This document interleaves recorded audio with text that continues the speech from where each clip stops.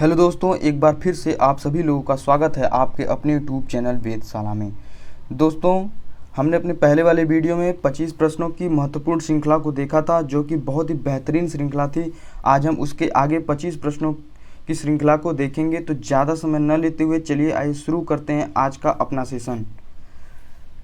तो आज का जो हमारा प्रश्न है, कौन सा अमानक वर्ण है? निम्नलिखित में अमानक वर्ण को छांटना है। देखिए दोस्तों, ख, घ और फ यह तीनों एक मानक वर्ण हैं, लेकिन जो चौथा वाला ऑप्शन है डी, यह एक अमानक वर्ण नहीं है, इसलिए डी वाला ऑप्शन हम लोग का बिल्कुल सही हो जाता है। आइए चलिए देखते हैं आगे।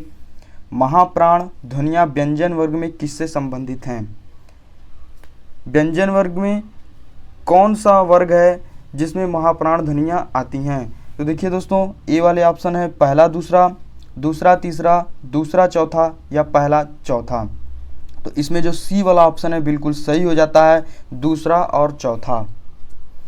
नेक्स्ट देखते हैं, कारतूस किस भाषा का शब्द है? दोस्तों, कारतूस अरबी, फ्रेंच, तुर्की या फारसी? तो इसमें से बी वाला ऑप्शन बिल्कुल सही हो जाता है। कारतूस जो है फ्रेंच भाषा का शब्द है। आगे देखते हैं, इनमें से विकारी शब्द को चुनना है। हाथी, यहाँ, इधर, उधर। हाथी, यहाँ, इधर, उधर में विकारी शब्दों को चुनना है दोस्तों। तो यह तीनों विकारी शब्द अविकारी होते हैं और हाथी विकारी शब्द है, इसलिए हमारा ए वाला ऑप्शन बिल्कुल सही हो जाता है। संज्ञा का प्रकार नहीं है। व्यक्तिवाचक, जातिवाचक, देशवाचक या भाववाचक? देखिए दोस्तों, जो सी वाला ऑप्शन है बिल्कुल सही हो जाता है, क्योंकि ऐसा कोई संज्ञा है ही नहीं देशवाचक। ठीक है, व्यक्तिवाचक, जातिवाचक और भाववाचक ये सब संज्ञा के प्रकार के अंतर्गत आते हैं। नेक्स्ट, हरिश्चंद्र में प्रयुक्त किस संधि का नाम है? हरिश्चंद्र में कौन सी संधि प्रयुक्त हुई है यह बताना है आपको। स्वर संधि, व्यंजन संधि, विसर्ग संधि या दीर्घ संधि? दोस्तों, हरिश्चंद्र में को जब हम विच्छेद करते हैं तो इसका विच्छेद होता है हरि धन चंद्र। हरि धन चंद्र जब मिल करके हो जाता है हरिश्चंद्र, यहाँ पर विसर्ग लगा हुआ है, इसीलिए यह विसर्ग संधि हो जाता है और हमारा सी वाला ऑप्शन बिल्कुल सही हो जाता है। नेक्स्ट, इनमें से कौन सा शब्द द्विगु समास है? भुजदंड, माखन चोर, भला बुरा या चतुर्भुज? तो भुजदंड, माखन चोर और भला बुरा यह तीनों ऑप्शन गलत हैं। चतुर्भुज वाला ऑप्शन सही है, इसलिए हमारा डी वाला ऑप्शन भी सही हो जाता है। नेक्स्ट, मैं खाना खा चुका था, इस वाक्य में भूतकालिक भेद को बताना है। मैं खाना खा चुका था, सामान्य भूत, आसन्न भूत, पूर्ण भूत या संदिग्ध भूत? देखिए दोस्तों, मैं खाना खा चुका था मतलब मैं खाना खा चुका था, जो कार्य है वो पूरा हो चुका है, इसलिए यह पूर्ण भूत के अंतर्गत आएगा, इसलिए हमारा सी वाला ऑप्शन बिल्कुल सही हो जाता है। नेक्स्ट चलिए देखते हैं, यौगिक धातुओं की रचना कितने प्रकार की होती है? दोस्तों, यौगिक धातुओं की रचना को हम 3 प्रकार से देखते हैं, इसलिए हमारा बी वाला ऑप्शन बिल्कुल सही हो जाता है। सर्प, मेघ, हरिण किस शब्द के अनेकार्थी हैं? सर्प, मेघ, हरिण किस शब्द के अनेकार्थी हैं दोस्तों? तो 4 ऑप्शन है, सारंग, नारंग, सारंग या सडंग? बताइए दोस्तों, इसका ए वाला ऑप्शन सही हो जाता है। सारंग सर्प, मेघ, हरिण के अनेकार्थी शब्द हैं।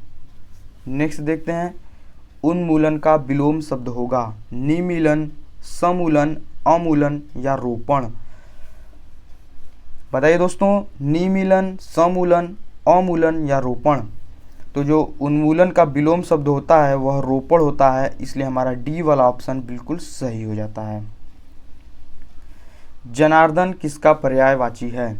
जनार्दन का पर्यायवाची बताना है। राम, कृष्ण, विष्णु या शंकर?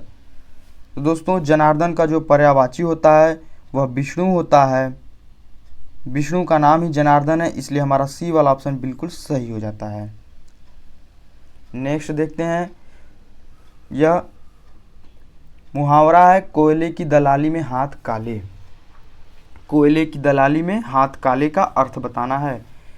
कोयले का व्यापार मत करो, कोयले की दलाली में हाथ गंदे हो जाते हैं, दलाली नहीं करनी चाहिए या खराब काम का परिणाम भी खराब ही होता है।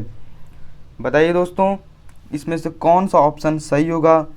तो हम देख रहे हैं खराब काम का परिणाम भी खराब होता है, इसलिए हमारा डी वाला ऑप्शन बिल्कुल सही है। नेक्स्ट देखते हैं, कैवर्त शब्द का तद्भव रूप होगा नाविक, केवट, कपड़ा या कपट। नाविक, केवट, कपड़ा या कपट। तो कैवर्त का जो तद्भव रूप होता है वह होता है केवट। केवट कैवर्त का तद्भव रूप है, तो इसलिए हमारा बी वाला ऑप्शन सही हो जाता है।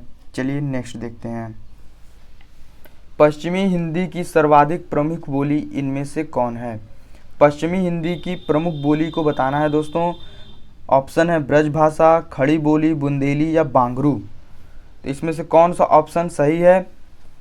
पश्चिमी हिंदी की सर्वाधिक प्रमुख बोली ब्रजभाषा है, इसलिए हमारा ए वाला ऑप्शन जो है बिल्कुल सही है।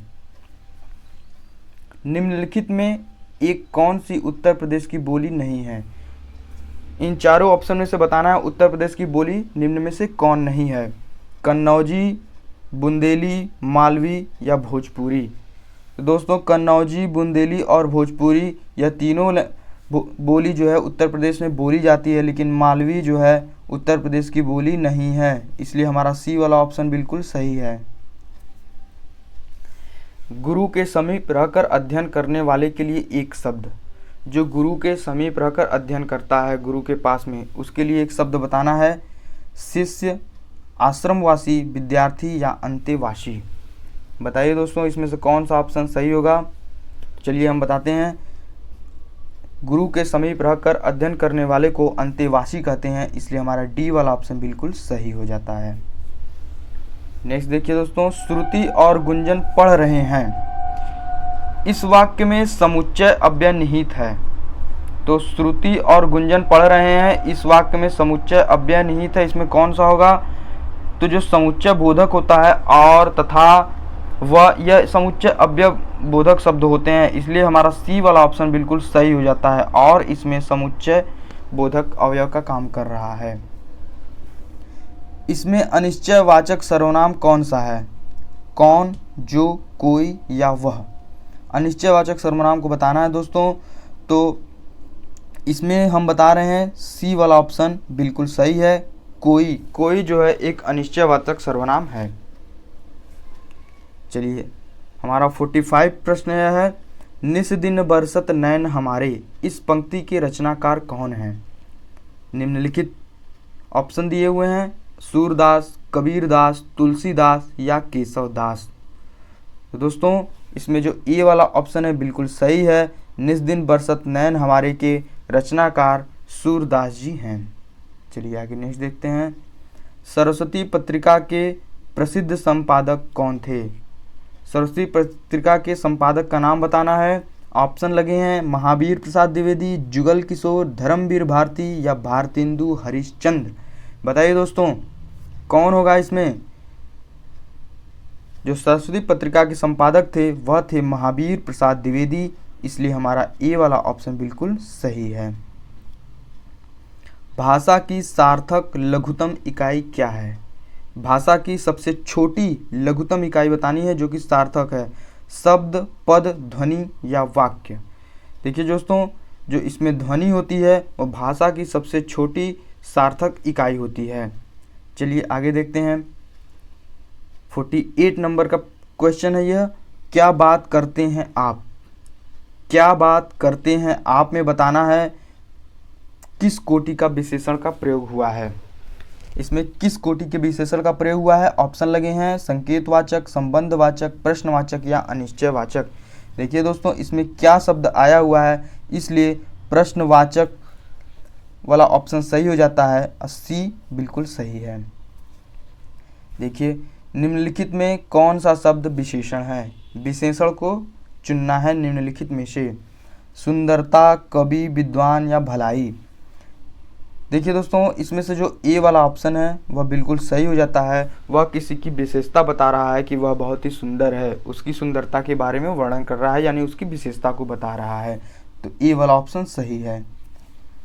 आज का हमारा अंतिम प्रश्न है, मथुरा व आगरा किस बोली क्षेत्र में आता है? मथुरा व आगरा किस बोली क्षेत्र में आता है? ऑप्शन है ब्रज, बघेली, भोजपुरी या खड़ी बोली। तो इसमें से 3 ऑप्शन गलत हैं, एक ऑप्शन सही है। तो इसमें से जो ए वाला ऑप्शन है वही बिल्कुल सही है। मथुरा व आगरा ब्रज बोली क्षेत्र में आते हैं। इन दोनों जिलों में ब्रज भाषा का प्रयोग किया जाता है। दोस्तों हमारे 50 जो है प्रश्न कंप्लीट हो चुके हैं। आगे भी हम इसी तरह प्रैक्टिस सेट कराते रहेंगे। तो जिन्होंने भी हमारे चैनल को सब्सक्राइब नहीं किया है वह चैनल को सब्सक्राइब कर दें और लाइक करके शेयर कर दें।